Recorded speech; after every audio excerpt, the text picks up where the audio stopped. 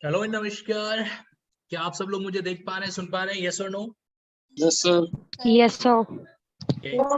सो आज YouTube वाला plan किसी कारण से इंटरनेट कनेक्टिविटी में दिक्कत आ गया था, बट मैंने कहा डिस्कशन करना जरूरी है।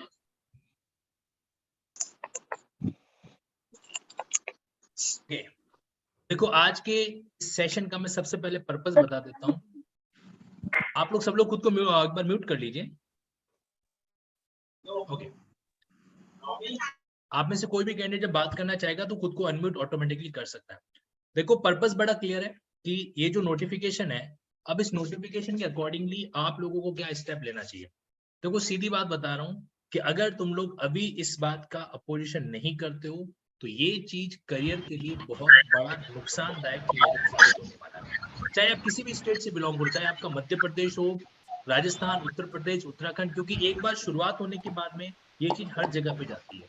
तो इसलिए मेरे पास एक स्ट्रेटजी है और वो स्ट्रेटजी मैं आप लोगों के बीच में शेयर करना चाहता हूँ कि किस तरीके से हम इस चीज के प्रति जो है स्टेप ले सकते हैं और इसको क्या कर सकते हैं, थोड़ा सा अपने फेवर में लाने का एफर्ट है जो कर सकते हैं। देखो लड़ेंगे, हो सकता है हारेंगे, या हो ये भी सकता है कि जीत भी जाए, है ना। और मान लेते हैं कि अगर आपको टेम्परेरी कुछ रिलीफ भी मिलता है, सपोज करो वो कहते हैं कि चलो भाई इसको जो है 2 साल बाद लागू किया जाएगा ताकि उन स्टूडेंट को नुकसान नहीं हो जिनको पहले से जानकारी नहीं थी, तो भी कम से कम हमें टेम्परेरी रिलीफ तो मिलेगा, एक आधी वैकेंसी का तो रिलीफ मिले। इसलिए इस पर्पस के पर्सपेक्टिव से हमें क्या करना है, डील करना है। बधाना कैमरा चालू मम्मा भाई। Yes. अब यहाँ पे थोड़ा सा प्रोफेशनल रहो और जब आप ज्वाइन कर रहे हो मीटिंग को तो खुद को एक सेकंड मैं यहाँ पर अलाउ बता रहा हूँ। यस नाउ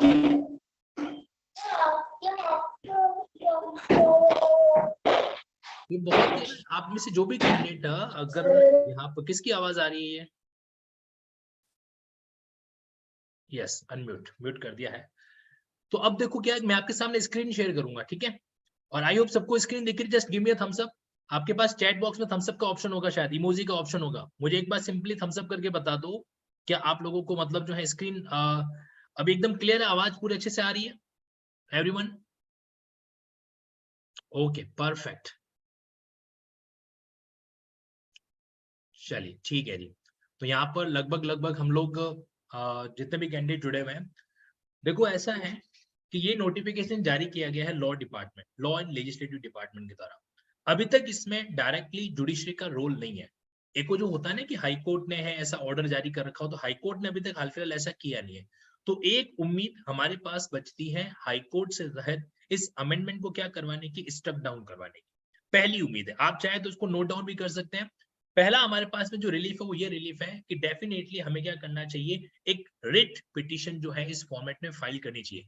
लेकिन रिट पिटीशन फाइल करके जाके रिजेक्ट करवाने से सेंस नहीं निकलेगा। ये जो बातें मैं आप लोगों को बता रहा हूं, मैं चाहता हूं प्लीज आप लोग अपने फ्रेंड्स जो भी आपके सर्किल नेटवर्क है उनको जरूर बताएं, उनको जरूर बताइएगा, क्योंकि 100-150 से कुछ नहीं होने वाला है। 100-150 से कुछ नहीं होगा। आप लोगों की अगर तादाद कम से कम जो है ना 4000, 5000, 10,000 के अंदर होगी, तब जाके कहीं एक बेनिफिट मिलने की संभावना है जो यहाँ पर जुड़ेगी। ओके, तो अब यहाँ पर जो बातें जरा ध्यान से सुनना। पहला पॉइंट ये है कि आप लोगों को है ना खुद को टीम में डिवाइड करना पड़ेगा। सिर्फ हाईकोर्ट से रिलीफ की उम्मीद मत रखना, ठीक है, क्योंकि हाईकोर्ट के अंदर ऑलरेडी मामला, ये भी बात ऑलरेडी आ जा चुकी है। आपको पता होगा ना, बार काउंसिल के पास मैटर गया था कि 3 साल मैंडेटरी कर दिया जाए वगैरह वगैरह। तो वहां से अपन इतना भी ज्यादा उम्मीद का रिलीफ अपन नहीं एक्सपेक्ट नहीं कर सकते कि हाँ वो लोग हम लोगों के पूरा का पूरा रिलीफ है जो दे देंगे। लेकिन अगर हमारी पिटीशन के अंदर अगर ग्राउंड्स जो है वो फैक्ट के अकॉर्डिंग रहते हैं तो शायद हमको हेल्प मिल सकती है। जैसे नंबर 1 फैक्ट, अगर आप लोग है ना अपनी यूनिवर्सिटी के अंदर आरटीआई लगाओ और उस आरटीआई के तहत आप क्या करो, पिछले 5 साल के अंदर टॉप 10 जो टॉपर्स है ना आपकी यूनिवर्सिटी के, उनके डेटा आरटीआई तहत मंगवा लो, तो आपके पास एक सर्टिफाइड कॉपी आएगी। वो इस बात का प्रूफ होगी कि भाई इस यूनिवर्सिटी के अंदर पिछले 5 साल में इन्होंने कभी जो है 60%, 65% से ज्यादा तो किसी को दिया ही नहीं है। इनफैक्ट जो टॉप 10 टॉपर्स होंगे ना आपकी यूनिवर्सिटी के, उससे ये बात साबित हो जाएगी कि 70% का जो फिगर है वो टोटली अनफेयर है, अनरीजनेबल है। एक तो ये पॉइंट। तो आप लोगों को जिन जिन यूनिवर्सिटी के अंदर आप लोगों ने कर रखा है, मुझे ये भी पता है कि मैं जो बात बता रहा हूँ ना, आप में से खाली 30% या 20% लोग अप्लाई करेंगे, लेकिन हो सके तो आप सभी लोगों को करना चाहिए। इससे आप अपने पिटीशन के अंदर एक चीज सपोर्ट कर पाओगे। देखो चाहे कोई भी लॉयर कर लो, जूनियर लॉयर, सीनियर एडवोकेट, कोई भी कर लो, आपके जितना एफर्ट वो भी नहीं करने वाले, आपके जितना रिसर्च वो भी नहीं करने वाले। वो क्या करेंगे, खाली एक एस्पेक्ट पर आर्गुमेंट कर देंगे, लेकिन उन लोगों को भी इनपुट जो है वो आप लोगों को ही देना है। मेरा अनुभव रह चुका है राजस्थान के अंदर, आरजेएस को मैंने एक बार चैलेंज किया था, तो उस केस के अंदर कितने भी वकील आप हायर कर लो, अगर आप जब तक प्रॉपर इनपुट उनको नहीं प्रोवाइड करोगे तब तक उस केस में दम नहीं बनेगा। तो पहला जो पॉइंट आप लोगों को करना है, अपनी अपनी यूनिवर्सिटी के अंदर बिना देरी किए कल की तारीख में ही आप एक सिंपली आरटीआई फाइल करवा दीजिए। अगर आप पोस्टल ऑर्डर से भेजोगे तो भी चलेगा। इससे क्या होगा, उनके पास में एक, आपके पास में एक इंफॉर्मेशन आएगी, सर्टिफाइड इंफॉर्मेशन, कि आपके पास में पिछले 5 साल से, अभी हम लोग वर्बल बात कर रहे हैं, हाँ या ना, अभी हम लोग, आप लोगों के चेहरे मुझे दिखाई दे रहे हैं, अगर आप ऐसे भी थम्स अप करोगे मैं समझ जाऊंगा कि हाँ में हाँ मिला रहे हो आप। अभी हम लोग क्या कर रहे हैं, वर्बली बातें कर रहे हैं कि भाई पूरा इस यूनिवर्सिटी में 60% से ज्यादा कभी गया नहीं, 70% से ज्यादा कभी स्कोर गया नहीं, वगैरह वगैरह। लेकिन यही चीज अगर ऑन रिकॉर्ड आ जाएगी ना, तो वो बहुत ज्यादा बेनिफिशियल वहां पे हो सकती है। तो पहला जो काम हम लोगों को करना है वो करना है आरटीआई से आप यूनिवर्सिटी का डेटा है जो एक बार इकट्ठा कर लीजिए, ठीक है। दूसरा आपको क्या करना पड़ेगा, सपोर्टिंग एडवर्टाइजमेंट। एक भी, जैसे मान लो कि अदर स्टेट में कहीं पर भी ये बात लागू नहीं हो रही है, आईएएस के एग्जाम का ऑफिशियल जो नोटिफिकेशन है उसको बकायदा पिटीशन के साथ में लगाना पड़ेगा, खासकर उसके एलिजिबिलिटी का एस्पेक्ट। इस बात को साबित करने के लिए कि सीआरपीसी के सेक्शन 6 के अंदर हमने क्रिमिनल कोर्ट के दर्जे में एग्जीक्यूटिव मजिस्ट्रेट को भी रखा है और जुडिशियल मजिस्ट्रेट फर्स्ट क्लास को भी रखा है। तो एक के लिए संविधान के अंदर एक के लिए आप क्या कर रहे हो, 21 साल के क्राइटेरिया को जस्टिफाई मान रहे हो, वहां पर किसी तरीके का कोई प्रैक्टिकल चीज नहीं है। और वहीं दूसरी तरफ जो है आप क्या कर रहे हो, जुडिशरी के मामलों के अंदर 18+, आज तो प्रैक्टिकली आप सोचो, एक 12वीं का एग्जाम जो है वो एक बच्चा, एवरेज बच्चा कब क्लियर करता है, जब वो 18 साल की एज में होता है ना, ऑन एन एवरेज, ठीक, क्योंकि 6 साल से 5-6 साल से पहले तो आपका एडमिशन भी नहीं होता है। मैं एक्सेप्शन की बात नहीं कर रहा हूँ, जिनके पेरेंट्स ने उनको 6th के बाद सीधा 10th का एग्जाम दिला दिया, उनको भूल जाओ, जनरल बात कर रहे हैं अपन एवरेज की। तो आज के टाइम में 12th का एग्जाम का मतलब है कि आपकी एज 18 है वहां पे। आप चाहे तो अपना खुद का मार्कशीट भी चेक करें ना, लगभग लगभग 17-18 के आसपास ही होगी आपकी उसकी एज। अब 18 के बाद आप क्या करते हो, ग्रेजुएशन करते हो, 3 साल उसमें गए, यानी कि 18+3 आपका एज हो गया 21।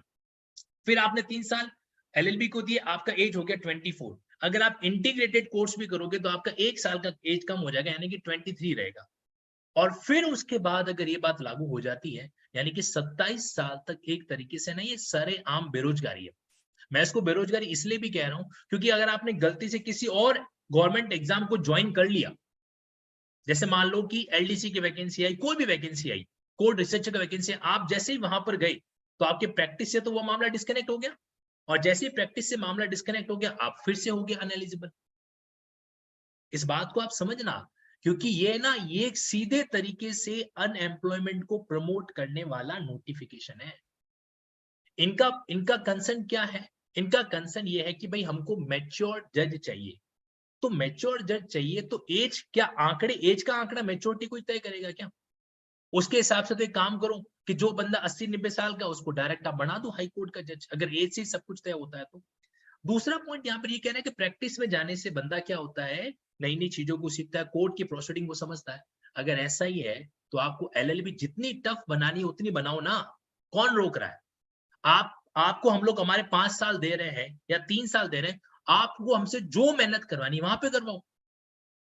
अगर आपको लगता है कि भाई इस बंदे को मेरे को चप्पल घिसवाना है तो वो भी कराओ, लेकिन उस समय कराओ जिस समय हमारा एकेडमिक सेशन चल रहा है, और हम उसके लिए मना भी नहीं करेंगे। आप मैंडेटरी वहां तो कर नहीं रहो, लॉ कॉलेजेस पे कंट्रोल तो किया नहीं जा रहा है, वहां पे उसकी जगह पर उनका कोई पावर नहीं चल रहा है, तो उन्होंने पूरा स्टूडेंट को एक तरीके से क्या कर दिया, टारगेट कर दिया। और मैं सीरियस नोट पे कह रहा हूं, इस चीज को लाइटली मत लेना, ये चीज लाइटली नहीं है, ये आपका पूरा मतलब एक तरीके से करियर खत्म कर देगी। और जितना भी एफर्ट हम लोगों ने किया है, जितना भी एफर्ट लो आगे पढ़ाई पढ़ाई में आप आगे कर रहे हो ना, वो सारा का सारा एक तरीके से क्या हो जाएगा, वेस्टेज हो जाएगा। इसलिए इस बात को बहुत ही गंभीरता के साथ में आप लोगों को एडमिट करना पड़ेगा, किसी भी हालात के अंदर इस 3 इयर्स वाले नोटिफिकेशन को इंप्लीमेंट नहीं होने देना है। पूरी जान लगानी है तो जान लगा लो। अच्छा, जो गर्ल्स कैंडिडेट है, मान लीजिए वो इधर उधर नहीं जा सकते, तो कम से कम आप घर पे बैठ के कंप्यूटर पे पूरी R&D करो, रिसर्च करो। क्या आज तक हमारे देश में ऐसा कोई कानून आया है जिसको हमने अपोज किया और वापस उसको लौटा दिया हो? तो आपको एक लंबी चौड़ी लिस्ट मिलेगी। पार्लियामेंट के द्वारा, विधानसभा के द्वारा पारित हर एक कानून ऐसा नहीं होता कि उसको इम्प्लीमेंट कराएंगे ही कराएंगे। जब उसका जरूरत से ज्यादा विरोध होता है तो वो चीज वापस भी ली जाती है। लेकिन यहाँ पर वापस लेने के लिए आपको दो तरीके का प्रेशर और क्रिएट करना पड़ेगा हाईकोर्ट के अलावा। हाईकोर्ट की पिटीशन में अभी तक मैंने आपको दो पॉइंट बताए। पहला पॉइंट आपको ये बता रखा है कि आपको अपनी यूनिवर्सिटी से ऑफिशियल सर्टिफाइड डेटा लेना पड़ेगा इस बात का कि पिछले 5 साल के अंदर जो 10 टॉपर्स रहे उनका स्कोर क्या था। ठीक है, और वो आपको प्रोवाइड करवा देंगे। 10 चलो छोड़ो, अगर आप टॉप 3 का भी रिकॉर्ड फाइंड आउट कर दोगे ना, तो भी आपका काम काफी हद तक क्लियर होगा। ठीक, उससे आपके पास में एक सपोर्ट बनेगा कि 70% का जो फिगर है वो टोटली अनफेयर है। मैं आपको बताऊं 70% कौन देता है? 70% ज्यादा से ज्यादा देती है प्राइवेट यूनिवर्सिटीज। बाकी आपके गवर्नमेंट वाला मामला, NLU वाला मामला, इस केस में बहुत रेयर चांसेस है। लेकिन हम जो बातें कर रहे हैं ये बातें मौखिक है। कोर्ट मांगता है सबूत, इस बात को ध्यान रखना। कोर्ट मांगेगा सबूत, और उस समय सबूत कहां पे क्रिएट होगा? इसी RTI की सर्टिफाइड कॉपी से क्रिएट है जो होगा। ठीक है, इस बात को आप थोड़ा सा सीरियस नोट पे लेना। और आप में से सभी कैंडिडेट से मैं रिक्वेस्ट कर रहा हूं कि यार please do apply to your university या व्हाटसोएवर इंस्टीट्यूशन, वहां पर आप अप्लाई कर लो और ये डेटा, सर्टिफाइड डेटा ले लो। क्योंकि कोई भी बंदा कोर्ट जाए, चाहे अपन लिंकिंग लॉ की तरफ से कोई कोर्ट जाए या फिर मान लो कोई भी अदर कोचिंग इंस्टीट्यूट है, मैं तो उनसे भी रिक्वेस्ट अलग से करने वाला हूँ कि इस मामले में आ जाओ, साथ हो जाओ। चाहे वो हमारे आपके मनमोहन जोशी सर क्यों ना हो, चाहे वो जुडिशरी गोल्ड वाला मामला क्यों ना हो, या फिर कोई भी XYZ इंस्टीट्यूट हो। क्योंकि इस टाइम में बात इंस्टीट्यूट की नहीं है, इस टाइम के अंदर बात है हकीकत में स्टूडेंट के करियर ओरिएंटेशन की। अब यहाँ पे क्या करें, कलेक्टर बनाने के लिए आप 21 की एज सर्टिफाइड, मतलब प्रॉपर एलिजिबल है। और जुडिशियल जज वो भी एंट्री लेवल का, आपको हमको डिस्ट्रिक्ट का जज नहीं बना रहे हो, क्या बना रहे हो? एंट्री लेवल का जज बना रहे हो। अगर आपको फिर भी लगता है कि भाई एंट्री लेवल जज एग्जाम क्वालिफाई करने के बाद भी मैच्योरिटी नहीं है, तो आप प्रोबेशन पीरियड बढ़ा दो, 2 साल की जगह 5 साल कर लो, हमें कोई एतराज ही नहीं है। भाई अगर आपको लगता है कि आपको हमको और मैच्योर बनाना है तो 2 साल की जगह 5 साल कर लो। ये हमारे लिए क्या होगी, ये अल्टरनेट सुझाव होंगे जिनको अपन डेफिनेटली पिटीशन में लिखेंगे। लेकिन सुझाव कभी भी बाइंडिंग नहीं होता है, ये इस बात को भी हमें ध्यान में रखना, हमें प्रैक्टिकली चलना पड़ेगा। हम पिटीशन में सारी बातें करेंगे, ये पिटीशन के अंदर सारे पॉइंट रखेंगे कि भाई आप जो है कॉलेजेस की एफिशिएंसी को इंप्रूव करो, कॉलेजेस के अंदर जो है एडवोकेसी प्रैक्टिस के इंटर्नशिप को मैंडेटरी कर दो, वो सारा करवा दो। बट उसके अकॉर्डिंग ना, सुझाव को एक्सेप्ट करना नहीं करना वो कोर्ट का डिस्कशन है जो होता है। आपको तो अभी इसी बात पे लड़नी है, और वो बात क्या है कि ये आपका जो नोटिफिकेशन है वो आपके राइट टू लाइवलीहुड के अगेंस्ट में है, आर्टिकल 21 का वॉयलेशन है। इसी आधार पर आपको ये फाइट लड़नी पड़ेगी। अच्छा, दूसरी बात ये कि मैंने आप लोगों के लिए फॉर्म क्रिएट किया। इस फॉर्म के अंदर मैंने स्पष्ट रूप से पूछा है कि भाई तुम्हारा कोई भी रिलेटिव, तुम्हारा फादर मदर, अगर कोई मान लीजिए हाईकोर्ट में, MP हाईकोर्ट के अंदर प्रैक्टिस कर रहे हैं, सुप्रीम कोर्ट जाने का दिमाग से निकाल दो, सुप्रीम कोर्ट वापस लात मार के MP हाईकोर्ट ही भेजेगा। ये मेरा अनुभव बता रहा हूं मैं आप लोगों को। सुप्रीम कोर्ट है ना, इसी मैटर्स को डायरेक्टली नहीं सुनता है, वो पहले आपसे एक ही सवाल पूछेगा, MP हाईकोर्ट आप क्यों नहीं गए, है ना? इसलिए वहां पे जाके वापस आने में समय खराब करना है, और हो सकता है अगले 1-2 महीनों के अंदर ये आपकी MP की नोटिफिकेशन निकाल देवे। और नोटिफिकेशन निकाल दिया और एक एग्जाम कंडक्ट करवा दिया, फिर कुछ नहीं कर पाएगा, है ना? होता नहीं, जैसे मान लो किसी वैकेंसी के तहत मान ली चैलेंज हुआ भी है, लेकिन उन्होंने अगर कैंडिडेट्स को पोस्टिंग दे दी, तो पता है उन कैंडिडेट्स को पोस्टिंग से फिर हटाते ही नहीं है, फिर एडिशनल पोस्ट क्रिएट करके उसको मैनेजर जो किया जाता है, वो चीज यहाँ पर आपके होगा। तो पहला मामला जो है वो है आपके हाईकोर्ट के पर्सपेक्टिव से। दूसरी इंपॉर्टेंट चीज है वो है सोशल मीडिया। मैं आपको दावे के साथ कह रहा हूं कि कई बार कुछ चीजों के अंदर सोशल मीडिया बहुत बड़ा रोल प्ले करती है। आपको क्या करना है, अपने इंस्टाग्राम हैंडल से, आपके ट्विटर हैंडल से, आपके शिवराज जी चौहान CM जो है उनको टैग करना है। एक सबसे पहले तो एक कंप्लेंट पूरी की पूरी ड्राफ्ट करो। एक कंप्लेंट जो है ना, कंप्लेंट इन द सेंस एक पूरा लेटर इस तरीके से ड्राफ्ट है जो करो, ठीक है? और फिर उस लेटर को आपके इंस्टाग्राम, ट्विटर विटर, अगर आपके पास इंस्टाग्राम नहीं है तो इंस्टॉल कर लो, क्योंकि बाद में जब ऐसे बेरोजगार रहने वाले हो ना तभी भी करोगे, तब कर लो। उसमें बकायदा CM इनके ऑफिशियल क्या क्या है वो मैं आपको प्रोवाइड करा दूंगा, और बता भी देता हूँ ये हैंडल आपको इंस्टाग्राम आराम से मिल जाएंगे। मैं आपके सामने स्क्रीन शेयर कर देता हूं ताकि आपको इसका आइडिया भी लग जाएगा कि कहाँ पे क्या क्या होता है। तो प्रधानमंत्री से लेकर नरेंद्र मोदी जी मन की बात करते हैं ना, तो मन की बात में ऑप्शन होता है कि भाई आपकी कोई बात है तो बताओ वहां पे हर जगह पे ये मैटर भेजो। अभी आपके एमपी के अंदर एनडीए का मामला है, तो आप मान के चलो कि सेंट्रल का भी एक इन्फ्लुएंस अगर वहां पे आता है तो उसका इंपैक्ट है जो क्रिएट हो सकता है। दूसरा, आपके लॉ मिनिस्टर क्या नाम है, नरोत्तम दास जी, यही नाम है ना उनका, एमपी के, मध्य प्रदेश के, if I am not correct, है ना। तो अब वहां पर क्या है, नरोत्तम दास जी को, उनको भी टैग करो वहां पे। लेजिस्लेटिव सबसे, और आपके जो राज्यपाल जी हैं इनका नाम है मंगू भाई Patel, if I am correct, yes, यही नाम है इनका, मंगू भाई पटेल आपके गवर्नर है। इन सभी को आपको रिप्रेजेंटेशन देना है। अब इस रिप्रेजेंटेशन को चाहे आप ज्ञापन बोलो, चाहे आप लेटर बोलो, चाहे ग्रीवेंस बोलो, और उसके पीछे कम से कम जो ना 40-50 बच्चे जाके मिलना, इजाजत है आप लोगों को। देखो अगर हम डायरेक्टली जाएंगे ना तो बोलेंगे यार तुम तो कोचिंग इंस्टीट्यूट वाले हो, मैं आपको प्रैक्टिकली बात बता रहा हूँ, इस एंगल से कहेगा तुम तो कोचिंग इंस्टीट्यूट वाले हो। लेकिन अगर मान लीजिए मेरे साथ में आप 50 लोग होंगे वहां पर, तो उस केस के अंदर उस बात को वो कंसिडर करेंगे। तो आप लोगों को है ना अपनी एक टीम बनानी पड़ेगी, और ये टीम खासकर 2 जिलों में चाहिएगी, खासकर 2 जिलों में, एक जिला इंदौर और दूसरा जिला भोपाल, इन 2 जिलों के अंदर चाहिए। क्योंकि अगर ग्वालियर में पिटीशन फाइल करते हो तो वो एक अलग बात हो जाता है, क्योंकि ग्वालियर थोड़ा सा डिस्टेंस पर है, इंदौर कनेक्टिविटी में, इंदौर जो है वो आपके कनेक्टिविटी के अंदर आ रहा है, तो वहां पर आपके इंदौर हाईकोर्ट में तो पिटीशन फाइल करना है। और दूसरा भोपाल के अंदर क्या है, मोस्टली आपके इंस्टीट्यूशन है ये, चाहे वो गवर्नर का हो या लॉ एंड लेजिस्लेटिव डिपार्टमेंट हो, तो इन सभी को इंस्टाग्राम पे टैग करो। और ये जो अपना ये बॉयकॉट 3 इयर्स है ना, इसको पूरा एफर्ट करो हर ग्रुप में शेयर करने का, हर ग्रुप के अंदर रिक्वेस्ट करो कि भाई इसको आगे से आगे आप स्प्रेड करो, क्योंकि ये चीज पहुंचाना बहुत जरूरी है। मैं भी अभी रात को वापस एक ट्वीट करूंगा, अपने इंस्टाग्राम पे डालूंगा, और जहां पर बकायदा इनके पीएम साहब को वगैरह को करने वाला हूँ, टैग करने वाला हूँ। आप लोग भी ऐसा कीजिएगा, आप लोग भी डेफिनेटली टैग करो, और कमेंट बॉक्स के अंदर ना पूरा मेंशन कीजिए, 4-4 5-5 लाइनें लिखो। सिर्फ ऐसा नहीं कि boycott 3 years, hashtag boycott 3 years करके छोड़ दिया, उसके नीचे रीजन लिखो, और रीजन एकदम लॉजिकल सेंस में थोड़ी बात करो, है ना। उससे क्या होगा, उस कमेंट्स को पढ़ा जाएगा, उस चीज को ऑब्जर्व किया जाएगा। सिर्फ हाउला करने से, सिर्फ हाय हाय करने से नहीं सुनेंगे अपन लोग, हमें दिमाग को थोड़ा सा स्टेबल रखते हुए इस एंगल पे पूरी की पूरी डिटेल बातचीत है जो करनी है, ठीक है। अब पहले मुझे बता दो, करोगे कि बीच में छोड़ोगे, थम्स अप करके बताओ, करोगे या मामले को बीच में छोड़ोगे, क्योंकि बीच में छोड़ोगे तो पूरा वो क्या, वो चीजें गड़बड़ हो जाएगा, फिर वो चीज अपने आप में होना नहीं होना कोई इतना लंबा चौड़ा सेंस है जो क्रिएट करेगा नहीं। और ये तय है, एमपी में आ गया तो आपके अगले 1-2 सालों के अंदर चाहे यूपी हो, उत्तराखंड हो, छत्तीसगढ़ हो, इनमें भी आना तय है जो हो जाएगा। एक और मैं आपको अंदर की बात बता देता हूँ, यहाँ पर हमारी बार शायद ही हमारी मदद कर पाएगी, जो बार एसोसिएशन है ना, लेकिन फिर भी आप उनसे कांटेक्ट जरूर करना। आपके बार एसोसिएशन का कॉल आपके पास साल में एक बार तो आता ही आता होगा, अगर आपको याद हो, अगर आपने एनरोलमेंट करा रखा है ना, तो एक बार तो आपके पास कॉल आता है जब उनकी वोटिंग होती है। तो इसीलिए 10 बच्चे, 15 बच्चे, 20 बच्चे मिलके जाके उनसे मिलो, और उनको सिर्फ इतना कहो, उनको इतना कहो कि हमारी स्टेट बार काउंसिल, ध्यान रखना, स्टेट बार काउंसिल के चेयरमैन साहब को बार की तरफ से एक ऑफिशियल लेटर भिजवाओ।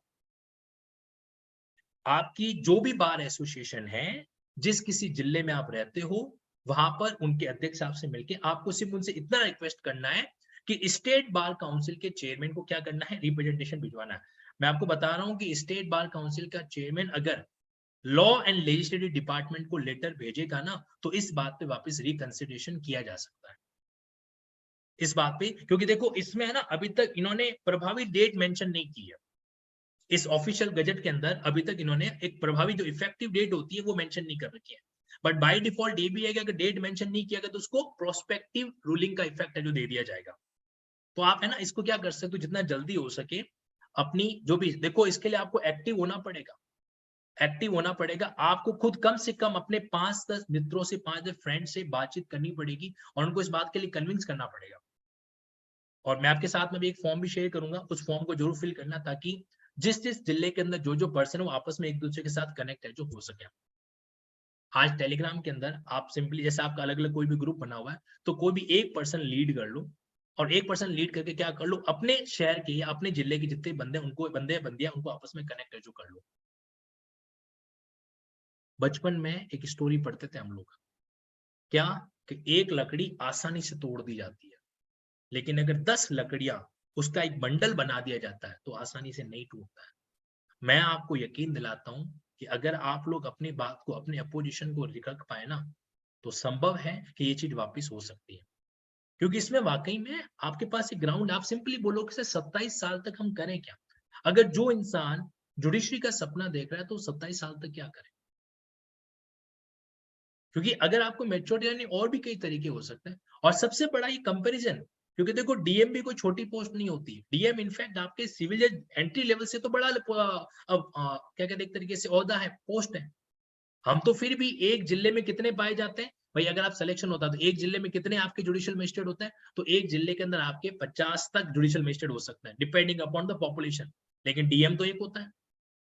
तो जब उस पोस्ट के लिए आप 21 को मैच्योर मान सकते हो, तो व्हाई नॉट दिस थिंग? आप करो इस केस के अंदर। आपको एग्जाम जितना टफ करना है उतना टफ करो, कौन मना कर रहा है? आप एग्जाम के अंदर एक काम करो, प्रैक्टिकल ओरिएंटेशन डाल दो। लेकिन ये कह के सीधा एलिजिबिलिटी से ही बाहर कर दोगे, फिर तो मामला ही खत्म हो जाएगा। मतलब एक तरीके से कि आपको मंच पर चढ़ने ही नहीं दिया जा रहा है। परफॉर्मेंस तो दूसरी बात है, आपको स्टेज पर चढ़ने का मौका ही नहीं मिल रहा है। देखो हम लोग पढ़ते हैं कि इक्वल अपॉर्चुनिटी होनी चाहिए, और आज खुद की इक्वल अपॉर्चुनिटी खत्म हो रही है। इस बात के लिए आपको आगे आना पड़ेगा। इनडायरेक्टली ये ना, ये चीज भ्रष्टाचार को भी बढ़ावा दे रही है। कैसे? 70 से ज्यादा परसेंटेज कौन दे पाएगा? गवर्नमेंट यूनिवर्सिटी में ये पॉसिबल नहीं हो पाएगा। इसके लिए बच्चों को जाना पड़ेगा प्राइवेट यूनिवर्सिटीज, और प्राइवेट यूनिवर्सिटी अपना खुद का एग्जाम पैटर्न फॉलो करती है, अपने तरीके से करती है। तो जहां पर डमी एडमिशन दिए जा सकते हैं, वहां पर आपको क्या लगता है 70% का रिपोर्ट कार्ड तैयार नहीं करवाया जा सकेगा? करवाया जा सकेगा। और जो पैसे वाले पेरेंट्स होंगे उस चीज को उस एंगल से भी देखेंगे। तो इसीलिए यहाँ पर आप लोगों को बकायदा इस बात करना। अच्छा, एक और दो चार बातें मैं आपको और बता देता हूँ कि आपकी बार, अगर आप 10-15 लोग इकट्ठे हो जाते हो ना, तो आपके पास ये भी अधिकार है कि अपने क्षेत्र के एमएलए से जाके मिलो। वहां पे उनको क्या देना पड़ेगा? ज्ञापन देना पड़ेगा। यकीन मानिए, अगर 5 से 7 एमएलए को ज्ञापन जिस तरीके से दिया गया वगैरह, और उसका फोटो वोटो के साथ में आपने इधर उधर शेयरिंग वेयरिंग किया, और मान लीजिए जो मामला पहुंचता है, क्योंकि देखो अल्टीमेटली ये आया कहां से? आया तो विधानसभा के पर्सपेक्टिव से ही है। अल्टीमेटली ये जो अमेंडमेंट अप्रूव हुआ है, कोई भी रूल्स बना है, वो बना तो उसी से है। तो ऐसे केस में एमएलए का भी यहाँ पर रोल है। आप बकायदा जाए, थोड़ा सा क्राउड इकट्ठा करके जाए, 10-15-20 कैंडिडेट्स को लेके जाए। और इस केस में फीमेल कैंडिडेट्स, मैं लड़की हूँ, ये बहाना करके बैठ मत जाना कर। अभी तुम लोग आगे नहीं आए ना, तो भले ससुराल के अंदर बैठे रहना, बर्तन घिसना, किचन विचन का खाना बनाना, यही काम रह जाएगा। क्योंकि ससुराल में आज भी भारतीय महिलाओं को 70% केस में तो वकालत करने नहीं दी जाती है। अब एक्सेप्ट करना है तो करो, और या फिर भले मेरे को बोल दो कि मैं जेंडर डिस्क्रिमिनेशन वाली बातें कर रहा हूँ। आपको कमेंट्स में जो भी गाली देने हैं दे दीजिएगा, लेकिन हकीकत है उसको एक्सेप्ट कर लीजिए। पता है कई सारे एस्पिरेंट ऐसे हैं जो फीमेल है, मैरिड है, तो वो अपने इन लॉज को बार बार कन्विंस करता है कि बस ये लास्ट अटेम्प्ट है, इसका मैं अपना एक एफर्ट देना चाहती हूँ। तो उसका तो लास्ट अटेम्प्ट ही खत्म कर दिया ना। सीधे तौर पर बाइकॉट है। और आपका राज्य में अगर आप मान लीजिए आपका मामला नहीं बनेगा, एक एक उम्मीद है भाई, तो क्या कहते हैं, दिलासा देने वाली बात है, चलो आप एमपी नहीं तो राजस्थान की तैयारी कर लेना, किसी और स्टेट की तैयारी कर लेना। बट वो सिर्फ दिलासा है। क्योंकि आपको पता है मध्य प्रदेश के जबलपुर में रहते हो, आप छत्तीसगढ़ का एग्जाम देने जाते हो, तो भी आपको 24 घंटे की रेल की यात्रा करनी पड़ जाती है। ऐसे केस में इतना दूर जाके व्यवस्था करना, तो एक एग्जाम हमारे लिए 10-15 हजार का हो जाता है। हर छोटी छोटी चीज है ना पैसा मांगती है, हर छोटी छोटी चीज पैसा मांगती है। तो ऐसे केस के अंदर सीधी सी बात है, यहाँ पर आप सभी लोगों को यूनिटी दिखानी पड़ेगी। और मैं आपको गारंटी देता हूं कि आपकी यूनिटी अगर दिख गई ना, तो वो वाकई में अपने आप में चेंज ला सकती है। फर्स्ट हाईकोर्ट वाला मामला, दूसरा सोशल मीडिया वाला मामला। सोशल मीडिया के अंदर टैग करना है, खासकर 3-4 लोगों को आपको टैग करना ही करना है। एक आपके सीएम साहब को टैग कीजिए आप, एक आपके लॉ मिनिस्टर जो भी है नरोत्तम दास, उसको टैग कीजिए, राज्यपाल को टैग कीजिए। और स्टेट बार काउंसिल के चेयरमैन से मिलना कौन सी बड़ी बात है भाई? कोई बड़ी बात नहीं है। तो आप अपनी अपनी बार एसोसिएशन से एक लेटर उनको ड्राफ्ट करवाइए। और मैं आपको बता रहा हूँ 10-15 लोग मिलके जाओगे ना बार एसोसिएशन के अध्यक्ष के पास में, तो वो भी ऐसे मना नहीं कर पाएगा। और जरूरत पड़े तो यंग प्रैक्टिसिंग एडवोकेट जिनकी 5 महीने 6 महीने साल भर की प्रैक्टिस है, उनको भी साथ में लीजिए। क्योंकि सीनियर तो साथ में नहीं आने वाले, ये तो आपको भी पता है। जिन कैंडिडेट्स की प्रैक्टिस हो रखी है। अच्छा एक लॉजिक ये भी भाई 3 साल तक अगर हम वहां पे इतना पूरा इन्वेस्ट करने वाले हैं चीज को लेकर, फिर तो प्रैक्टिस ही करेंगे ना, फिर वापस यहाँ पे कैसे आएंगे? और प्रैक्टिस में कितनी कमाई होती है ये सबको पता ही है। शुरुआत के दिनों के अंदर प्रैक्टिस के हालात बड़े खराब होते हैं, और ऐसे केस में ना तो कहते हैं ना वो धोबी का कुत्ता, ना घर का ना घाट का। अब 3 साल बाद आप सोचते हो जुडिशरी की तैयारी करने के लिए आपको कंसंट्रेट रहना पड़ता है, पूरा एफर्ट है जो वहां पे लगाना पड़ता है। तो ऐसे केस में आप ये जरूर करो, और आपके एरिया के जो भी एमएलए वगैरह हैं उनको आप वहां पर जाके ज्ञापन यापन दीजिए। और मैं आपको 2-3 वेबसाइट दिखाता हूँ, वेबसाइट पे वहां पर ऑनलाइन ग्रीवेंस भी डालिए। Let me show you, share you the screen ना, जस्ट अ सेकेंड।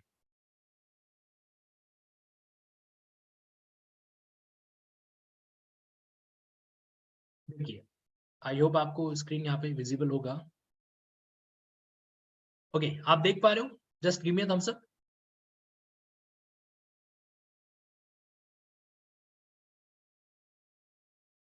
क्या आप यहाँ पर स्क्रीन देख पा रहे हो क्या? एक सेकंड मैं आपको अनम्यूट करता हूँ ताकि मुझे थोड़ा कंफर्मेशन मिलता रहे कि हाँ यस वर्किंग और नॉट। Okay, thank you. अब देखो ये है आपके पीएमओ का ऐप है, इस ऐप को इंस्टॉल करो, और इसमें जहां कहीं पर भी आपको ऑप्शन दिखे ग्रीवेंस सबमिट करने का, कर दीजिएगा। एक तो ये चीज। दूसरा आपकी चीज यहाँ पर ये भी है, दूसरा चीज यहाँ पर ये भी है कि जैसे ये आपके चीफ मिनिस्टर का इंस्टाग्राम हैंडल है, चीफ मिनिस्टर का इंस्टाग्राम हैंडल है, ठीक है, सीएम मध्य प्रदेश, टैग करो इनको, इनको टैग करो और पूरी जो ग्रीवेंस वगैरह है उनके सामने रखो वहां पे। ठीक, इसके अलावा अब ये आपकी स्पेसिफिकली कहा गया, हाँ दिस वन, ये मध्य प्रदेश का आपका क्या है, वहां पे ऑफिशियल वेबसाइट है मध्य प्रदेश का, law.mp.gov.in। ठीक है, इसके अंदर यहाँ पर आपके आ रहे हैं ना ये तीनों लोग, प्रिंसिपल सेक्रेटरी साहब को भी करो, इनके जहन में लाओ कि ये अपने आप में चीज क्या हो रही है, एक तरीके से गड़बड़ है जो हो रही है। ठीक, तो इन सभी को क्या करो, आप टैग करो, जहां पे आपको कोई भी ऑप्शन दिखे, जैसे यहाँ पर कॉन्टेक्ट अस का ऑप्शन आ रहा है, ये कॉन्टेक्ट अस के ऑप्शन में यहाँ पर ये आपको नंबर दिख रहे हैं, तो बकायदा इनसे बात कीजिए। जैसे ईमेल लिखा हुआ है तो ईमेल डालो आप, कम से कम 50-100 ईमेल यहाँ पे जाने चाहिए। लेकिन इतना जरूर ध्यान रखना, पूरी मतलब व्यवस्थित कंप्लेंट ग्रीवेंस फ्रेम करने के बाद में इनको आप जरूर शेयर कीजिएगा, तो वो आपके लिए बहुत क्या रहेगा, हेल्पफुल है जो रहने वाला है। वरना मामला क्या रह जाएगा, अधूरा है जो वहां पर रह सकता है। Just a second. ओके, तो ये कई सारे पॉइंट है जिसको आपको नोट करके ऑब्जर्व करके चलना पड़ेगा, वरना मामला अधूरा है। अब मुझे आप अपनी बात बताएं, क्योंकि आपका भी एक पर्सपेक्टिव है, मैं ये मान के चल रहा हूँ आप लोगों ने भी अपने एंगल से कुछ न कुछ तो सोचा ही होगा। सो नाउ मैं यहाँ पर आपको अलाउ कर रहा हूँ कि आप जो है रेज हैंड कर पाएंगे, सॉरी खुद को ऑटोमेटिकली अनम्यूट है जो कर सकेंगे। Just a second. यस, अब आपके में से किसी ने भी रिटर्न वर्क किया हो, मौखिक नहीं, आप में से जिस किसी ने भी थोड़ा बहुत रिटर्न वर्क किया वो सबसे पहले अनम्यूट करे खुद को।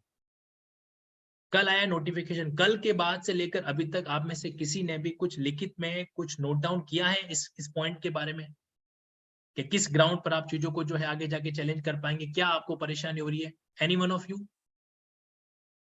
नहीं किया है।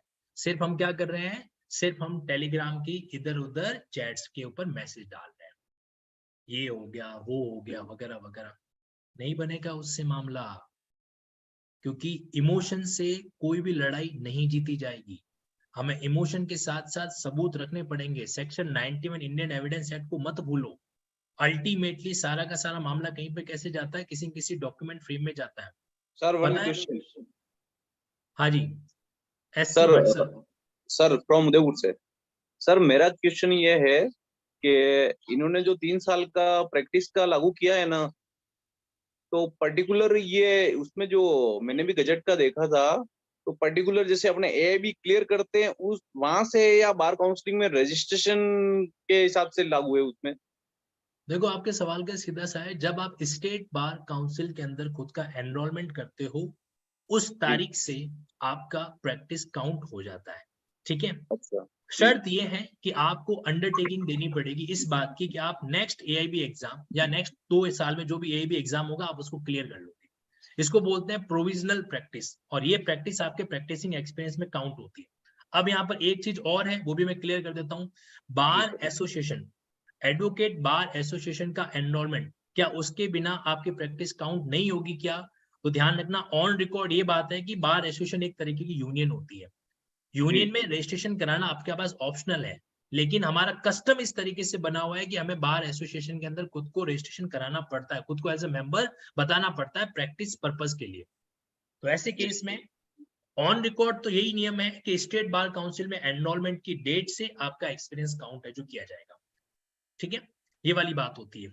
लेकिन अभी मुद्दा वो नहीं है डियर, अभी मुद्दा यही नहीं कि 3 साल की प्रैक्टिस कहाँ नहीं, पे, अभी मुद्दा वो जिसका कंप्लेंट का है तो सर हम राजस्थान से बिलोंग करते हैं, हम लोग भी कर सकते हैं, कोई दिक्कत नहीं उसमें।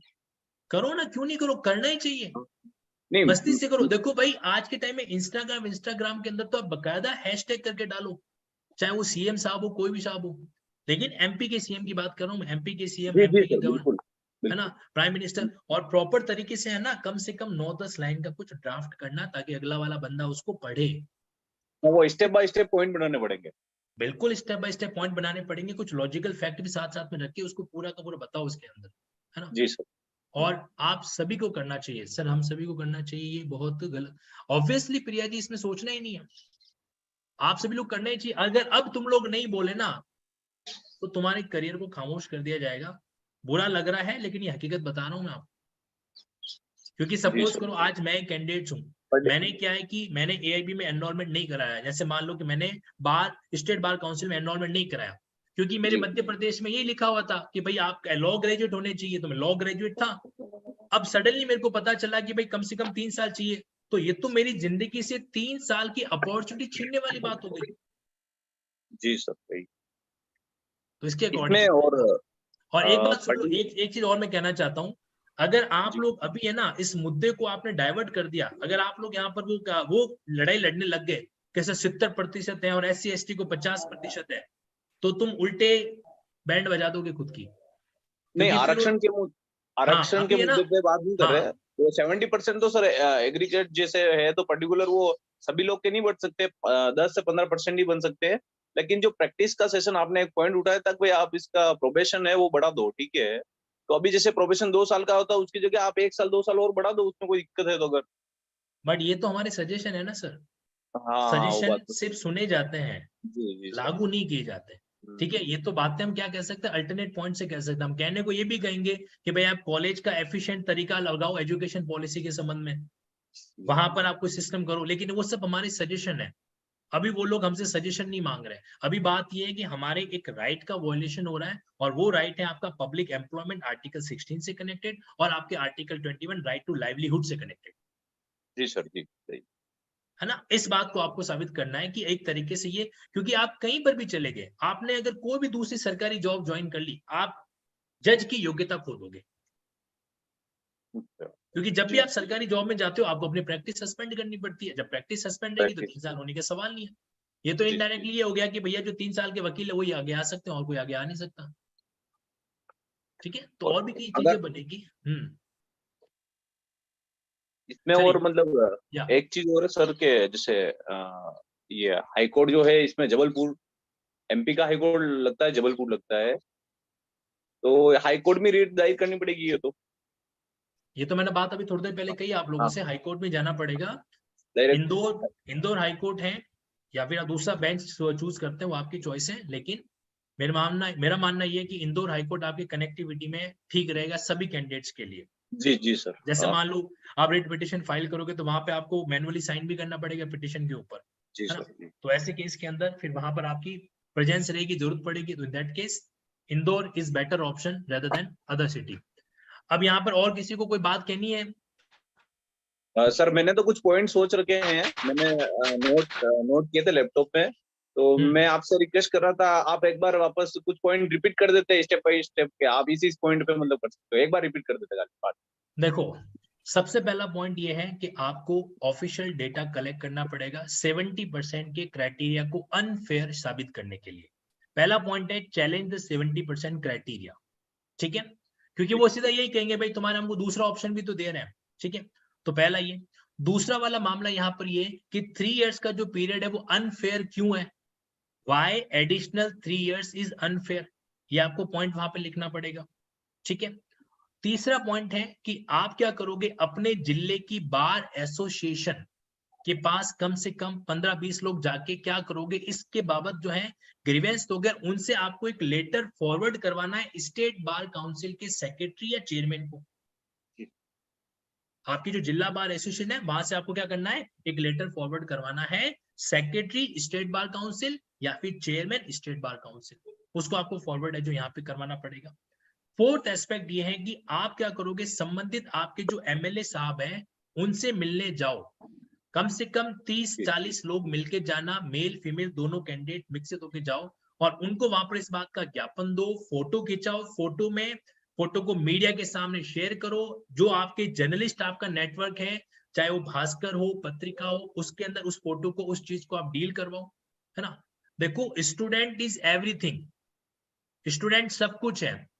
जब वो बोलता है ना तो लोग सुनते हैं, जब वो बोलता है तो लोगों को सुनना पड़ता है। एक ये वाला पॉइंट। फिर मैंने आपके सामने कहा था कि आपको सोशल मीडिया का इस्तेमाल करना है, टैग करना है आपको, चाहे वो प्रधानमंत्री ऑनरेबल प्राइम मिनिस्टर साहब हो, सीएम साहब हो, या फिर आपके लीगल लॉ एंड लीगल के जो मिनिस्ट्री के जो नरोत्तम दास जी मिनिस्टर है वो हो, है ना, या फिर जो आपके सेक्रेटरी हैं लॉ डिपार्टमेंट के, उनके क्यों ना हो, तो उनको आप क्या करो, बकायदा बाय पोस्ट और ईमेल उनको पूरी की पूरी ग्रीवेंस है जो भेजो अपने तरीके से। नीचे आप साइन वाइन कर लो 20-30 लोगों के, क्योंकि देखो खाली आप कोर्ट के भरोसे मत रहना, मैं फिर से कह रहा हूँ। सेंट्रल लॉ मिनिस्टर को भी भेजे हैं कॉपी। सेंट्रल लॉ में कॉपी भेजने में क्या दिक्कत है, हाँ, कॉपी सेंट्रल लॉ। भेजने में क्या ऐतराज है, कोई अर्जुन राम ऐतराज नहीं। मेघवाल जी है, वो राजस्थान के ही बिलोंग करते हैं, बीकानेर से। जो भी बिलोंग करते हैं सर, आप उनको क्या कर सकते, कॉपी भेजने में कोई यहाँ पर ऐतराज हाँ, बात नहीं।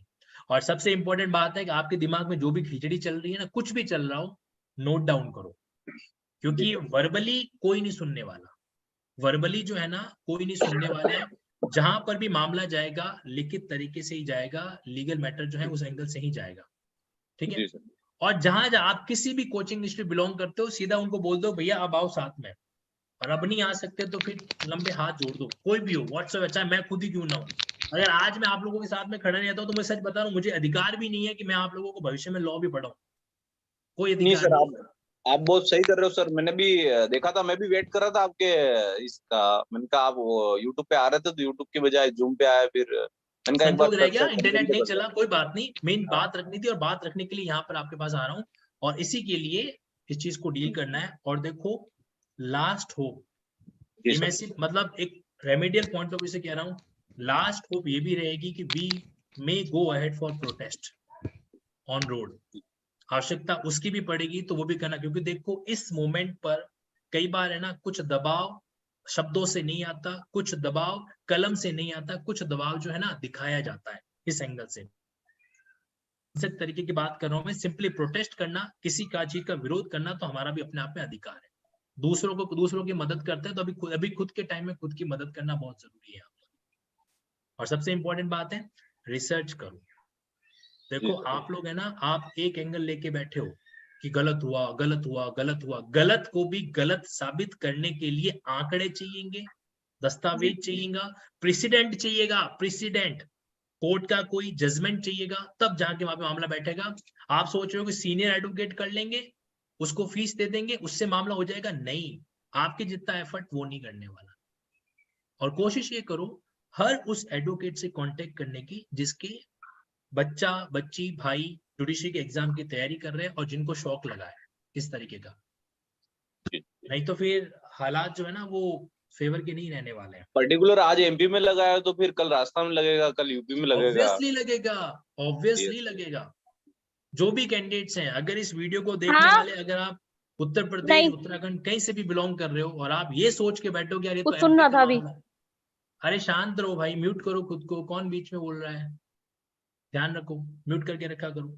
तो क्या होगा उस केस के अंदर, आज एमपी के अंदर, कल आपके छत्तीसगढ़ हो सकता है, Rajasthan, UP, Uttarakhand, anything can be done. इसीलिए ना मैं रिक्वेस्ट करता हूं, अभी एकजुट हो जाओ यार। अभी अगर तुम लोगों ने साथ में चीज को डील नहीं किया तो ये चीज पीछे रह जाएगी। यहाँ पर किसी के ना, मैंने देख सच बता रहा हूँ, मैंने अनअकैडमी की टी शर्ट भी साइड में रखी, मैं अभी यूट्यूब के अंदर भी मैं ना नॉर्मल तरीके से आया था, मेरे को किसी इंस्टीट्यूशन का वाहवाही नहीं करवाना है, मैं सिर्फ इतना चाहता हूँ कि अभी स्टूडेंट के राइट के लिए सबको आगे आना चाहिए, चाहे कोई भी क्यों। बार एसोसिएशन को भी आगे आना चाहिए, यहाँ पे जितने भी कोचिंग इंस्टीट्यूट है ऑफलाइन ऑनलाइन उनको भी आगे आना चाहिए, ठीक है, और स्टूडेंट को खुद को सबसे पहले आगे आना चाहिए। सर मेरा एक सवाल था कि जज बनने के लिए क्या एक प्रॉपर एज होनी चाहिए या पीओ बनने के लिए क्या एज होती है? ये तो इन्होंने खुद ने एडवर्टाइजमेंट में दे रखा है ना, ये खुद कह रहे हैं ना कि 21 साल का बंदा हमारे अकॉर्डिंग एलिजिबल है, तो ये तो इन्होंने ऑन रिकॉर्ड एक्सेप्ट कर रखा है। एडमिशन नहीं पढ़ा हम लोगों ने, एडमिटिंग फैक्ट, तो इन्होंने एलिजिबिलिटी के अंदर मिनिमम 21 तो लिख ही रखा है, तो ये तो खुद ही एडमिट कर रहे हैं कि 21 एक एलिजिबल क्राइटेरिया है, योग्य है, एज है। सर मैक्सिमम एज कितनी? मैक्सिमम एज डिपेंड करता है लोअर जुडिशरी जाना चाहते हो या हायर जुडिशरी जाना चाहते हो। लोअर जुडिशरी जाना चाहते हो तो 35 से 40 के बीच में आइडियल एक मैक्सिमम होती है। ओके। और अगर हायर ही जाना हो तो उसके लिए एज पर्टिकुलर मैक्सिमम कितनी है? आप यहाँ पर क्या जानकारी लेने आ रहे हो कि हायर नहीं सर, जुडिशरी की? जानकारी नहीं, मैं बट इस समय सिर्फ एक ही मुद्दे पर फोकस करना चाहता हूँ और मेरा मुद्दा बड़ा क्लियर है, और इस मामले में बड़े भैया के नाते या एक दोस्त के नाते या एक टीचर के नाते मैं डांट भी लगा सकता हूँ, ठीक है? बिल्कुल आपका राइट है डांट लगाने का। मैं आपके सारे उसमें मिनिमम एज उन्होंने 35 साल कर रखी है, वो भी अपने आप एक विवादित मुद्दा है। अभी मेरा मुद्दा सिर्फ इतना सा है कि आप लोगों के केस में आप लोग रिटर्न के अंदर पॉइंट नोट करो, क्योंकि वो ज्यादा जरूरी है इस मोमेंट पे। Okay sir, thank you. ठीक है ना? सर अगर रिट लगाएं हाई कोर्ट में तो कैसा रहेगा सर, किस प्रकार से लगाना होगा थोड़ा सा बताइए ना। रिट लगाने के लिए आपको खुद को नहीं, हमें एक वकील ही हायर करना पड़ेगा, और प्रोबेबली वही होगा कि हम लोग किसी सीनियर एडवोकेट को ही अप्रोच अपने आप में करेंगे, ठीक है? अभी रिट लगाने की प्रक्रिया सीखना नहीं है, अभी रिट के लिए इनपुट इकट्ठा करना है, ठीक है? अभी रिट के लिए अपन को क्या करना है? इनपुट में क्या क्या चीज अपन लें सर, ये कंटेंट क्या क्या होगा थोड़ा सा आप बताइए ना। कंटेंट में ग्राउंड्स यही आएगा, जैसे मैंने आपको बताया कि आप चैलेंज क्या करना चाह रहे हो कि आपके लाइवलीहुड के अगेंस्ट में, तो उसमें बकायदा पैराग्राफ बनेगा कि भाई आपके लाइवलीहुड को कैसे चैलेंज कर रहा है, क्योंकि 27 ईयर्स तक आप जो है जुडिशरी के लिए क्या करते हो, खाली प्रिपरेशन करते रहो, आप अर्निंग फेज में जा नहीं सकते। एक जो जूनियर लॉयर होता है जब वो अपनी प्रैक्टिसिंग स्टार्ट करता है तो शुरुआत के 1-2 साल में तो उसको ब्रेक इवन भी नहीं मिलता, ये फैक्ट वहां पे रखना है आप। ब्रेक इवन का मतलब होता है नो प्रॉफिट नो लॉस, इसको बोलते हैं ब्रेक इवन। बिल्कुल तो शुरुआत में तो इतना भी नहीं कमा पाता कि खुद के खर्चे निकाल सके, यस सर। तो वो एक तरीके से हिडन अनएम्प्लॉयमेंट, ये पॉइंट बिल्कुल आपको वहां पे मेंशन करना है। 70% के क्राइटेरिया को चैलेंज करने के लिए अगर आपने यूनिवर्सिटी में आरटीए लगा रखी है तो आपको उसको मेंशन करना है। सिर्फ वर्बली आप नहीं कह सकते कि भाई किसी भी यूनिवर्सिटी में 70% ज्यादा होता ही नहीं है। कोर्ट आपसे पूछेगा भाई आप कहाँ से लाए फिगर, ये तो उस केस में हमारे पास पहले से ही आप ऐसा कुछ आंकड़ा वाकड़ा रेडी एजू करके रखो। फिर प्रेसिडेंट लेके आओ, पुराना कोई भी ऐसा कभी हुआ हो जहां पर किसी कानून को बनाने के बाद उसको चैलेंज किया गया, उसको लेकर आओ। ये सारी चीजें मिलकर हमारे लिए क्या कर पाएगी, हेल्प आउट वर्कआउट है जो कर पाएगी। अभी मैं देख पा रहा हूँ कई कैंडिडेट्स है ना, उनको हाँ जी हेलो हेलो किनसे बात हो रही है? हेलो मैं आकांक्षा बालन। हाँ जी आकांक्षा जी बताइए। मैं गुजरात से हूँ सर। सर मेरी एलएलबी 2013 में एफआई एलएलबी क्लियर था, पर ड्यू टू दी मैरिज मेरा कंटिन्यू नहीं हो पाया।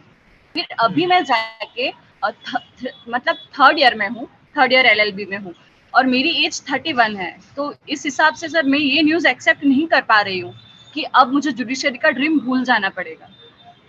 अगर 3 इयर्स एलएलबी मैंडेटरी है तो आप एफआई से ही ऐसा एजुकेशन प्रोवाइड कराए कि उसके साथ ही कोर्ट में प्रैक्टिस हो जाए। That's true. ये बात मैंने भी थोड़ी देर पहले कही थी कि अगर आपको ऐसा ही कुछ करवाना है तो एलएलबी के साथ करवाओ ना।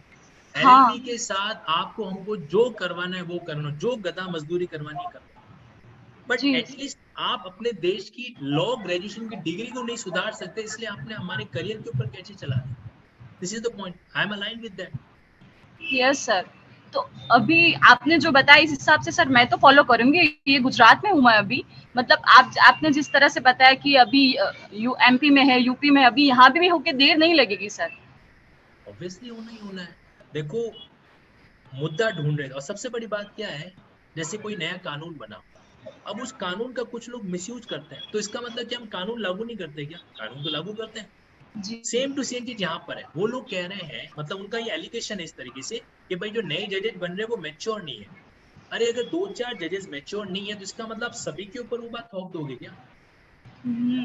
गलत हुआ तो यही, मध्य प्रदेश हाईकोर्ट में रिसेंटली 6 जजेस को टर्मिनेट किया, और टर्मिनेट करने के बाद ही तुरंत ये वाला नोटिफिकेशन आ गया। जी सर। कुछ दिन पहले ही तो हुआ है टर्मिनेशन, जी और उसके जी अकॉर्डिंग यहाँ पर नोटिफिकेशन आ गया। जी सर। इनडायरेक्टली देखा जाए तो हाई कोर्ट भी इंटरनली तो ऐसा लग रहा है कि उसका ये रिकमेंडेशन है कि भाई हम लोग जजेस जो छांट रहे हैं, जो रिक्रूट कर रहे हैं, उसमें कमी आ रही, इसलिए आप ये क्लॉज डाल दो। तो सर इस डायरेक्ट जी जी, तो सर इसके बाद तो ये हमारे पास तो एज क्राइटेरिया का लिमिट है, मैं ओबीसी में हूँ सर। तो फिर हमारे हिसाब से डिस्ट्रिक्ट जज का, फिर एपीओ का, ये भी सब ड्रीम हमें भूल ही जाना पड़ेगा। हमें सिंपली वकालत पे ही फोकस करने पड़ेगा sir. Exactly, this is also ground कि आप जो है करियर का सिर्फ एक ही ऑप्शन दे रहे हो, और वो ऑप्शन है वकालत। आप ही कह रहे हो कि आफ्टर एलएलबी आप कुछ भी नहीं करोगे। इनडायरेक्टली ये थोपा जा रहा है, जी इनडायरेक्टली ये थोपा जा रहा है, क्योंकि किसी भी और फील्ड में गए तो फिर आप करियर में ग्रोथ की अपॉर्चुनिटी को भूल जाओ। बिल्कुल बिल्कुल सर। ये वाला बात यहाँ पे लागू। मतलब ये खुलेआम अनएम्प्लॉयमेंट ही है सर ये। हमें एग्जैक्टली सिर्फ वकालत पे ही फोकस करना रहेगा, तो ये तो सर नहीं हो पा रहेगा। मैं कल से नहीं, सर नहीं सो ही होता नहीं है, हूँ। नहीं होता है। देखो एक लड़की शादी से पहले एक जगह पे मान लो एफर्ट कर भी ले, अपना नेटवर्क सेट भी करे, आफ्टर मैरिज दूसरी जगह पे गई, वकालत खत्म, यस सर। कुछ बचा ही नहीं वहां पे। नहीं, और और मेरा सर 2 साल का सेपरेशन है, उसके बाद जाके सर बहुत डिफिकल्ट के बाद मैं इस स्टेज पे आई हुई हूँ, और अचानक से। आकांक्षा जी मैं बिल्कुल एग्री करता हूँ। जो लड़कियां, जो फीमेल कैंडिडेट्स हैं, उनके साथ तो ये सरेआम रूप से देखा जाए ना, तो उनके करियर को कट करने की बात है। जी सर। क्योंकि अब उनको ये कहना, हेलो। जैसे वो अपने इन लॉज को कहेगी कि भाई 3 साल का मामला है, तो कई बार, मैं आपके बारे में नहीं कह रहा हूँ आकांक्षा जी, लेकिन कई बार ऐसा नहीं होता है, इन नहीं, लॉज मना कर देते हैं। है सर, सही सही बात है, सब इन जगह लॉज पे है। इन लॉज वहां पे मना कर देंगे कि भाई अब 3 साल तो कौन वेट करेगा, है ना। क्योंकि उनको तो प्रोडक्शन की मशीन चाहिए, बच्चा हेलो। पैदा करने वाली मशीन चाहिए। सीधा आप बोलेंगे भाई वंश बढ़ाओ, उसके चक्कर में गई लड़की, वो तो पूरी की पूरी करियर खत्म वहां पर उसका। हेलो। हेलो हाँ जी, किनसे बात हो रहा है? Hello sir. हाँ प्लीज नाम बताएं। सर मेरा एक क्वेश्चन था, प्रियांशी जाट सर, मेरा एक क्वेश्चन था कि हम सीएम हेल्पलाइन पे भी कंप्लेंट रेज कर सकते हैं क्या? 100% करो, 100%। मैंने आपको शायद एक दिखाया नहीं, जो सीएम का एक लोगो है, just just give me 1 second, मैं आपको स्क्रीन शेयर करवा रहा हूँ।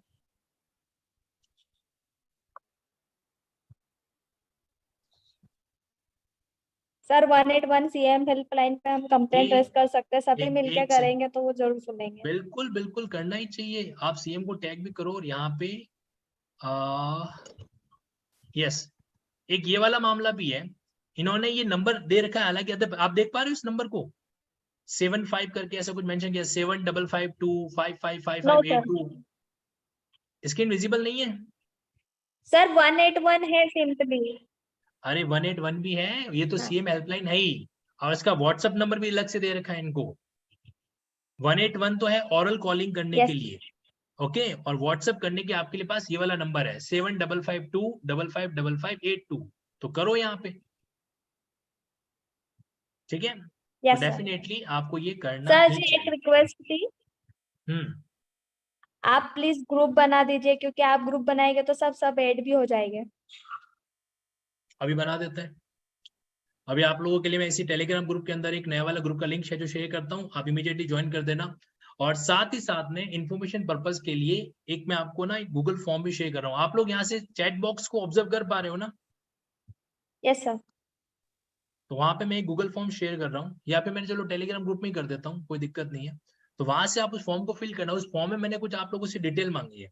डिटेल का मतलब ये है कि आपका एलएलबी कहाँ से हो रखा है, कौन से ईयर में हो रखा है, आपके परसेंटेज क्या है, ताकि एक आंकड़ा अपने पास ये भी रहेगा, एक रैंडम सर्वे की रिपोर्ट भी साथ में पेश की जा सकेगी कि भाई 100 स्टूडेंट पर एक रैंडम सर्वे होता है, और उसके अकॉर्डिंग इनका आंकड़ा ये, इनका परसेंटेज जो है वो किसी भी एंगल से 70% से ज्यादा नहीं जा रहा है ना। हेलो। ओके, हाँ जी। सर स्टेट बार के जो अध्यक्ष हैं, आप उनसे एक बार बात कर लें, मैं आपको नंबर अवेलेबल करवा रहा हूँ। आप हम स्टूडेंटों की तरफ से एक बार बात कर लें तो वो डायरेक्टली बिल्कुल सीएम से, और बिंदास बताएं, मुझे इसमें कोई एतराज नहीं। आप कहोगे, देखो कल नोटिफिकेशन आने के बाद में मैंने सिर्फ अपनी वाइफ से बात किया और उनको ये बोला है कि भाई अब इस केस के अंदर मैं कूदूंगा, और हो सकता है कि इससे अपना कोचिंग भी भविष्य के अंदर बंद होगा।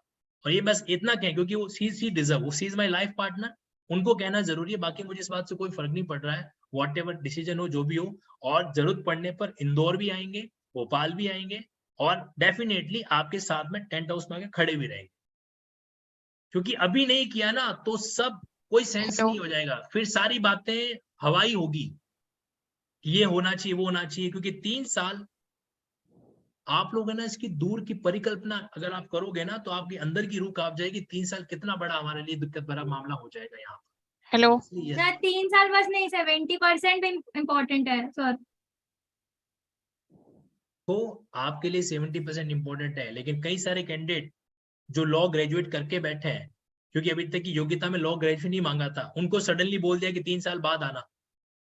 कभी आप लाइन में लगे हो, किसी लाइन में लगे हो, जैसे ही आपका नंबर आने वाला होता है आपको बोलता है पीछे जाओ, वापस 100 दिनों के बाद वापस आना, कितना बुरा लगता है।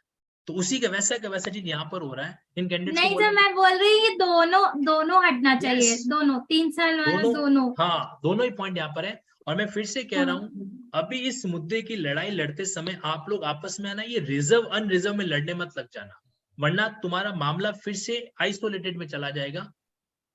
अभी आप लोगों को ना इस पॉइंट पे नहीं लड़ना है कि 70% है 50%। कई लोगों के माइंड में आ भी रहा होगा कि यार ये तो गलत है, उनको 50% बोला है, उनको 70% बोला। नहीं, इस मुद्दे को अभी हाईलाइट में नहीं लाना है, आपको अभी हाईलाइट में लाना है दो ही चीजों को। 70% क्राइटेरिया को चैलेंज करना है तो मैं आपको सीधा बता रहा हूं, और मैं आपको अपने अनुभव से कह रहा हूं कि अगर आपने कोई भी 10 यूनिवर्सिटी, ज्यादा छोड़ो, 10 यूनिवर्सिटी का ऑफिशियल डेटा आपने रख दिया कि इनके अंदर पिछले 5 साल में टॉप 10, ये जो टॉप 10 रैंकर हैं इनका स्कोर भी इतना हो रहा है, तो आप ही कैसे कह सकते हो बाकी कैंडिडेट्स कितना होगा। और उसमें एक और ये चीज मांगना कि टोटल संख्या कितनी है, नंबर ऑफ कैंडिडेट जिन्होंने एलएलबी पास की उनकी संख्या कितनी है, हेलो पता चल जाएगा कि भाई एक पिछले 5 साल में, एक सेकंड गुड़िया जी रुकिए, ये पता चल जाएगा कि एक साल के अंदर मान लीजिए 500 बच्चे एलएलबी क्लियर कर रहे हैं उस यूनिवर्सिटी से, और 500 में से सिर्फ 3 कैंडिडेट्स के स्कोर है या 10 कैंडिडेट का स्कोर है जो 70 क्रॉस कर रहा है, तो आपने 490 को आपने डिस्क्वालीफाई कर दिया इस आधार पे, फिर तो उसकी वो डिग्री भी आप नल एंड वॉइड कर दो। Yes, sir, Suchanki this side. Yeah. So I come from Delhi University and the topper of our college has got 65%. This come as a very huge shock to all of us. अगर देखा जाए तो MP में हर state में दिल्ली के बच्चे आते ही आते हैं टॉप रैंकर्स में से, तो अगर हम सबको निकाल देंगे तो क्या सेंस बनता है। मतलब ये चीज ऑन रिकॉर्ड है आपके पास?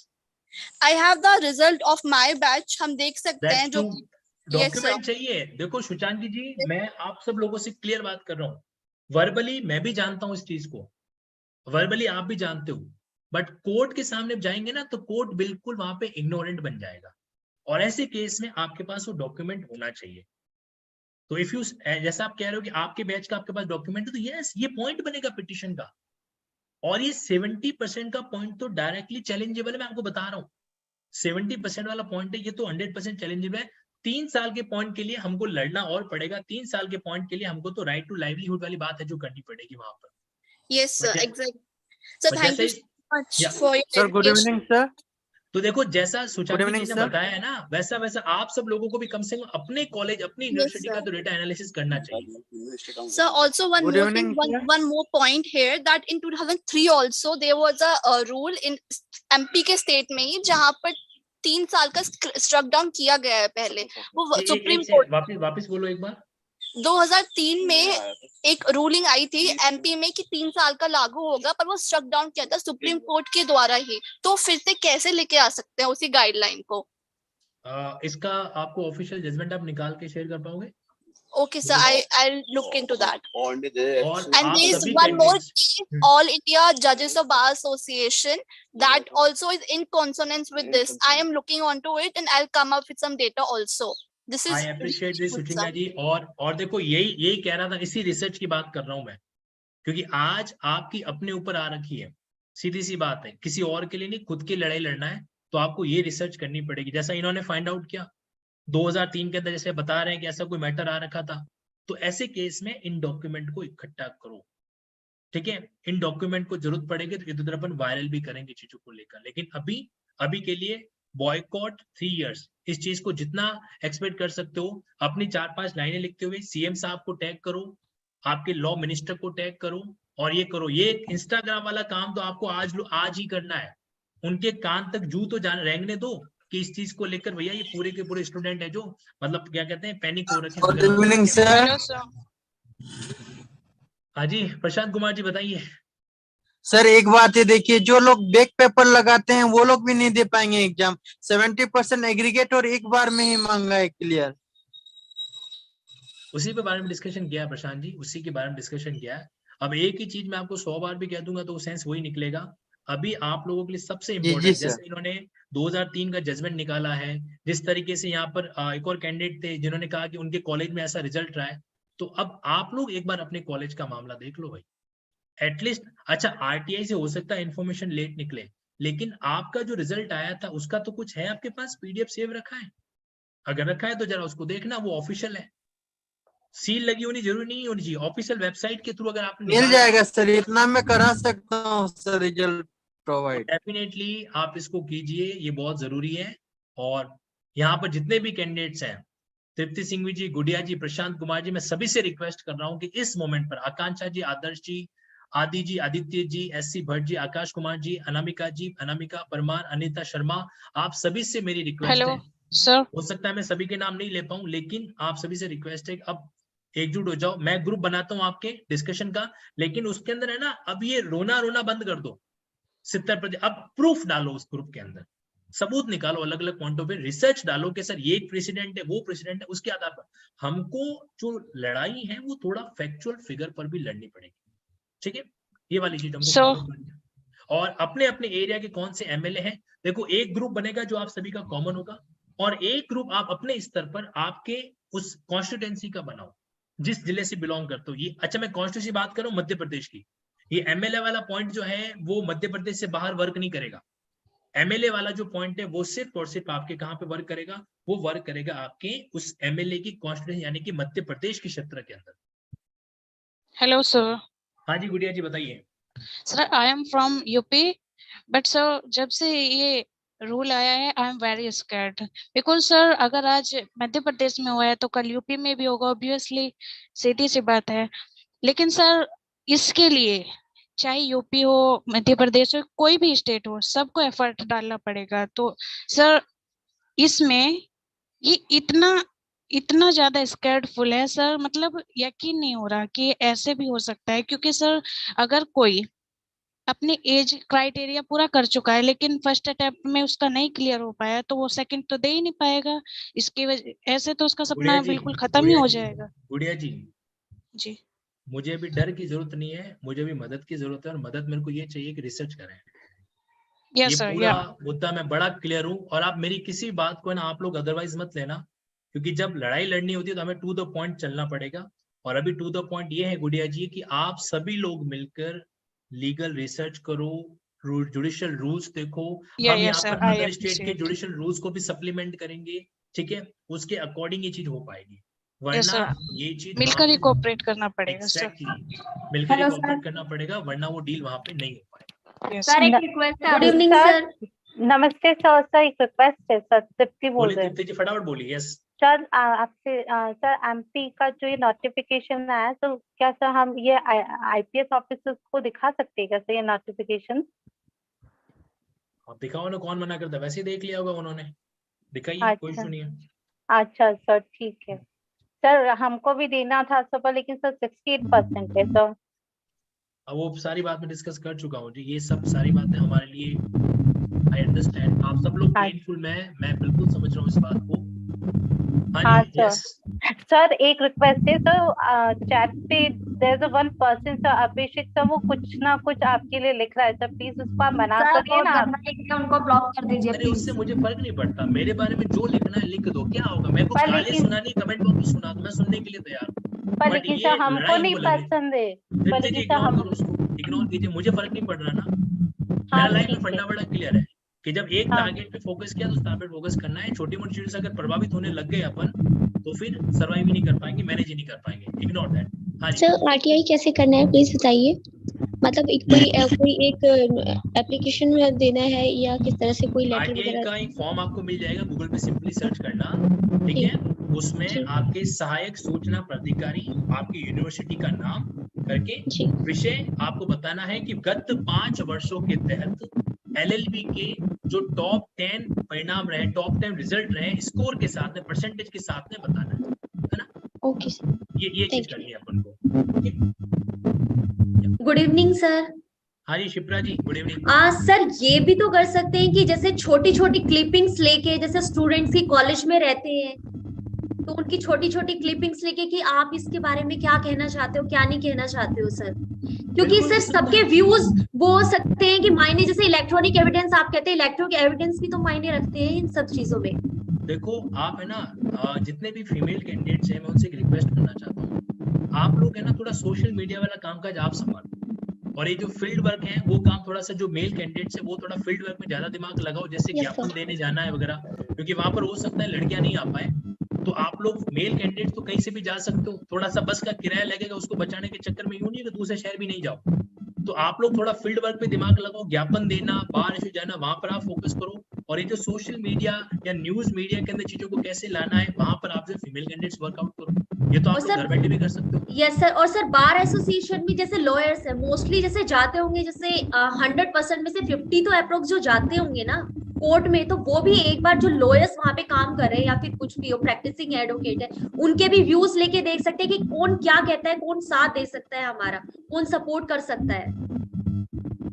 देखो सीधा सा है, जाके मिलो, उनको तो पता तो चल ही गया ना कि इस तरह का नोटिफिकेशन आया है, जाके मिलो, पूछ लो, जिसको सपोर्ट करना है वो तुरंत जुड़ जाएगा, जिसको नहीं करना है 10 मिनट या कर लो, वो नहीं करने वाले हैं। सर अभी दिसंबर में क्या है कि बार एसोसिएशन के मोस्टली वो होते हैं इलेक्शन सर होने वाले, और सब सर वही मैं बोल रही हूँ, सब कन्विंसिंग में लगे हुए हैं बहुत बुरी तरीके से, क्योंकि एक साल पहले ही सब स्टार्ट हो जाते हैं, तो अगर उनका साथ चाहिए तो अभी हो जाए स्टार्ट सब। एग्जैक्टली, बिल्कुल स्टार्ट हो जाओ। सबसे पहला काम तो है ना, अपनी बार एसोसिएशन का नाम नंबर सारा इकट्ठा कर लो, और मेरे कहने की बात ये बता रहा हूँ, तुम में से 50% के कान में जू भी नहीं रहेगी, वो कुछ नहीं करने वाला है, खाली अलग अलग व्हाट्सएप ग्रुप के अंदर मैसेज डालेंगे कि अरे ये हो गया वो हो गया, नहीं करने वाला है। अगर कर सको तो कर लेना, नहीं तो फिर ये चीज ऐसी चली जाएगी। नहीं सर, वोटिंग के लिए वो क्या करते हैं, कॉल्स करते हैं, वोटिंग के लिए अपने सबके ग्रुप्स बनाते हैं, तो उनसे ये कहो ना आप हमारा साथ दो तो हम आपको वोट देंगे। वो सही बात है, बिल्कुल है। अभी तो उस बहाने आप बार एसोसिएशन के देखो सब, सर्वे सर्वा कौन है, सर्वे सर्वा है उसका अध्यक्ष, ठीक है। क्या करो आप लोग मिल जाओ, साथ में वहां के कुछ 5 यंग प्रैक्टिसिंग बंदों को साथ में ले लो, 10-15 मिलके जाके बंदों को वहां पे बार एसोसिएशन अध्यक्ष से मिल लो कि भाई आपको ये लेटर भिजवाना। देखो बार एसोसिएशन का वो यही कर सकता है कि वो स्टेट बार काउंसिल को लेटर भेज सकता है, एक स्टेट बार काउंसिल को भेज सकता है, और उसकी copy law and legislative department जो है उसको भेज सकता है, सेक्रेटरी को। तो इन दोनों सेक्रेटरी को लेटर भिजवा दो उसके हेड पे, ठीक है, और लेटर हेड की कॉपी अपने पास भी रखना, और इसको भी बकायदा अपन सबूत के तौर पर पिटीशन में फाइल करेंगे। देखो साहब हमारे पास बार एसोसिएशन ने भी हमारे लिए रिकमेंडेशन भेज रखा है, और ये ऑफिशियल लेटर हेड पर है। ये काम एमपी से बाहर वाले भी करेंगे? नहीं, एमपी से बाहर वाला सेंस नहीं बनेगा अभी हाल फिलहाल के लिए, एमपी वालों का सेंस बनेगा। तो ये जो एमपी वगैरह का मामला है, जो उसके अंदर एमएलए का मामला है या बार एसोसिएशन का मामला है, वो विद इन एमपी ही काम कर पाएगा।